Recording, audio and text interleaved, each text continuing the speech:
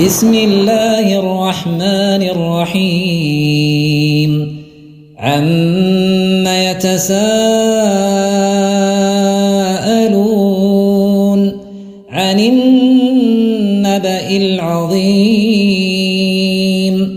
الذي هم فيه مختلفون كلا سيعلمون ثم كلا سيعلمون ألم نجعل الأرض مهادا والجبال أوتادا وخلقناكم أزواجا وجعلنا نومكم سباتا وجعلنا الليل لباسا وجعلنا النهار معاشا وبنينا فوقكم سبعا شدادا وجعلنا سراجا وهاجا وأنزلنا من المعصرات ماء ثجاجا لنخرج به حبا ونباتا وجنات ألفافا إن يوم الفصل كان ميقاتا يوم ينفخ في الصور فتاتون أفواجا وفتحت السماء فكانت أبوابا وسيرت الجبال فكانت سرابا إن جهنم كانت مرصادا للطاغين مآبا لابثين فيها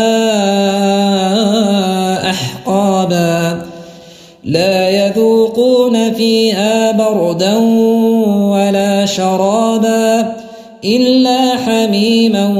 وغساقا جزاء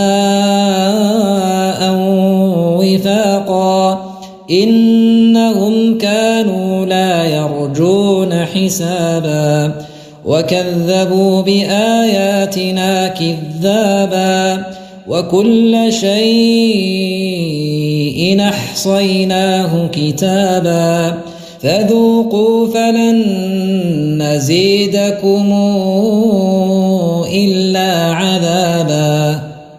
إن للمتقين مفازا حدائق وأعنابا وكواعب أترابا وكأسا دهاقا لا يسمعون فيها لغوا